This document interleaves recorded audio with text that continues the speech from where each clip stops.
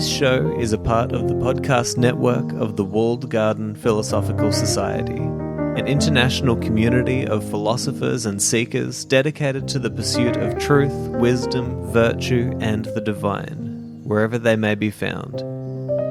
To find out more, go to thewalledgarden.com. Hello and welcome to another episode of Soul Searching with Seneca. Today I'm going to be finishing letter number 25 on Reformation, and you'll remember from the previous episode that what we discussed was the first few verses of this letter where Seneca's kind of giving us his, you might say, his philosophy of Reformation. And in the second half of the letter, he kind of takes somewhat of a turn, but nonetheless gives us a real key to how we might reform our own characters, right?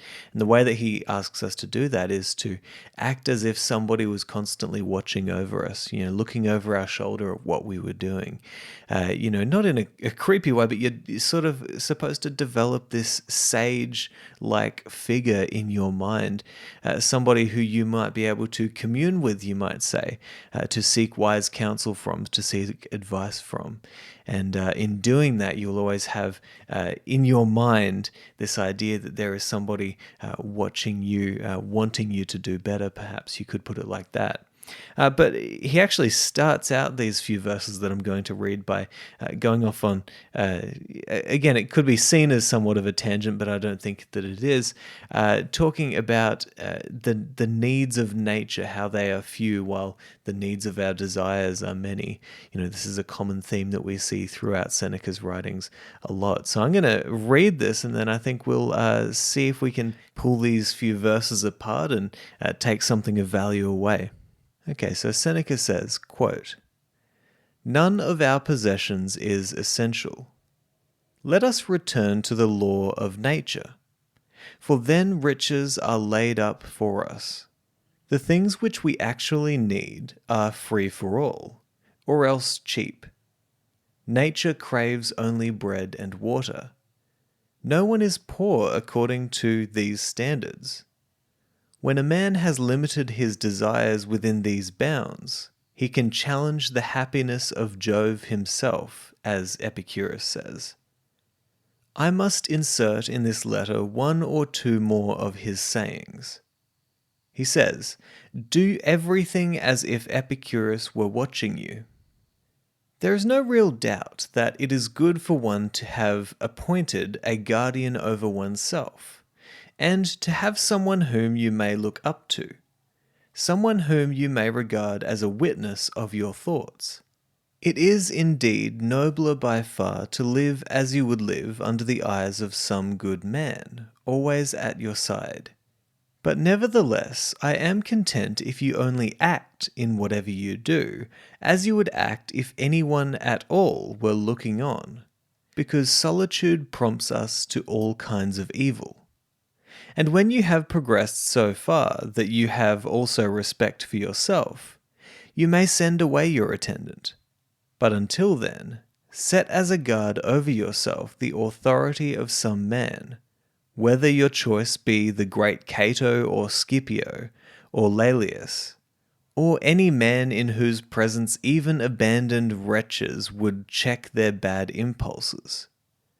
Meantime, you are engaged in making of yourself the sort of person in whose company you would not dare to sin. When this aim has been accomplished, and you begin to hold yourself in some esteem, I shall gradually allow you to do what Epicurus, in another passage, suggests, when he says, "The time when you should most of all withdraw into yourself is when you are forced to be in the crowd." You ought to make yourself of a different stamp from the multitude. Therefore, while it is not yet safe to withdraw into solitude, seek out certain individuals, for everyone is better off in the company of someone or other, no matter who, than in his own company alone. The time when you should most of all withdraw into yourself is when you are forced to be in the crowd. Yes, provided that you are a good, tranquil, and self-restrained man. Otherwise, you had better withdraw into a crowd in order to get away from yourself. Alone, you are too close to a rascal. Farewell." End quote. All right, so I'm going to spend a few minutes kind of riffing on Seneca's ideas here because I think that there are a few really interesting thoughts that he puts across here that kind of interact and play nicely with a lot of the other ideas that he gets across in his other letters. And so he starts with this idea that is very stock and standard for Seneca's writings, which he often likes to remind us and himself of, which is this principle of, listen, if you will bring your desires to the level that nature requires, then you will never be poor, right? You will have what you need at all times, but our desires can run amok, and all of a sudden we need, or we think that we need, we trick ourselves into believing that we need so much more than what actually, nature requires us to have. And so I'm not going to spend too much time on that because that's an idea that Seneca has spent a lot of time on, and we have in previous episodes as well, and I'm sure it will come up many episodes again. But nonetheless, what I'm really interested in here is this kind of idea of having this kind of person in our mind, imagining that at all times somebody is looking over our shoulder and potentially guiding our actions. You can seek advice from this person. You can call upon this person for better judgment, and you can have them there as a guide so that in times when you are in solitude, you know that, you've got this person in your mind who's actually watching you, so you can't get away with all of those bad habits that you fall into when everybody's out of the house. So let's quickly go back to the text and see how Seneca describes this kind of relationship, right? He says, "There is no real doubt that it is good for one to have an appointed guardian over oneself, and to have someone whom you may look up to, someone whom you may regard as a witness of your thoughts.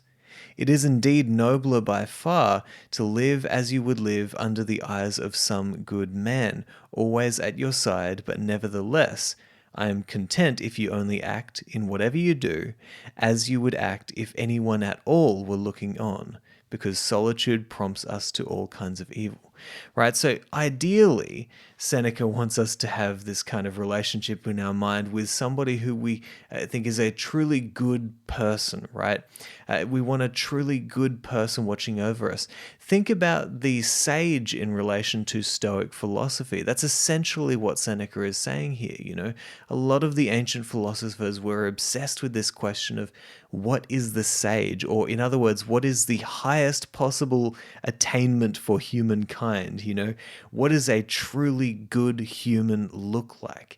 What is their advice that they would give us if we were to ask them, right? And so Seneca's saying, kind of, build this sage in your mind, have this person there who is a truly good person who is always watching over you. But then he says, look, worst case scenario, I at least want you to act as if somebody was watching you, right? Because ultimately, solitude can lead us into all kinds of bad habits. And look, we can argue all day about, maybe you've got a problem with not enough willpower, or maybe, you've gotten into these habits over time and they're just gripping onto you. You just need to get out of these bad habits. But ultimately, I think we all know that solitude, leads you to thinking, oh, hey, if nobody's watching, I can do this, and that's a problem of your character, right? That's a problem of all of our characters, and it's just the nature of being alone, right? But Seneca is saying here, I at least want you to act as if somebody is watching you. Very interesting thought. And here's what he says next. He actually shows us what the natural progression should be, right? Once you've had this person in mind for a long time. He says, "And when you have progressed so far that you have also respect for yourself, you may send away your attendant." All right, so here we see Seneca giving us this natural progression where over time, as you've developed this kind of sage figure in your mind, you might think of it like that, somebody who can call upon for better wisdom, somebody who is always watching over your shoulder, so you can kind of measure your actions against that idea. As you do this, then you'll probably gain some self-respect because you'll start to act better. You'll start to know that just because because people are away from you, or you're alone, doesn't mean that you aren't doing any wrong by going against your better judgment or better character. And so you're going to gain that self-respect. And it just reminds me of that quote that we often hear: competence creates confidence. This is something that is so true for personal development or character development, philosophical developments. Over time, as you develop yourself more and more and more, you're going to get more and more confident. That's going to lead into a really positive feedback loop for you, where because of that confidence that you have, you're going to want to act better as well. You start to see the results of your labor.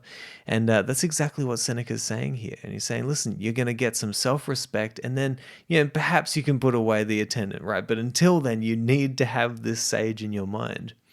And just a side note, to the Stoics, that was the sage, right? This person who they would have in their mind, what would the sage do? To people like the Christians, you think about, it's Jesus Christ. It's this idea that there's this highest possible being watching over you at all times. You can gain access to the wisdom of this highest possible being. It's why people, wear those bracelets, say, what would Jesus do? It's the same thing. It's the same thing that they're doing that Seneca is talking about here. It's the same reason why when I grew up in church, they would have these rings that you could wear. It said CTR. It means choose the right, right? And so there are many ways to remind yourself to act in accordance with better judgment and better character. This is certainly Seneca's approach, is to have that person in mind, looking over our shoulder, someone who we can call upon. So the ideas that he brings next, I think, are equally interesting, because so often we hear Seneca talking about we should avoid the crowd.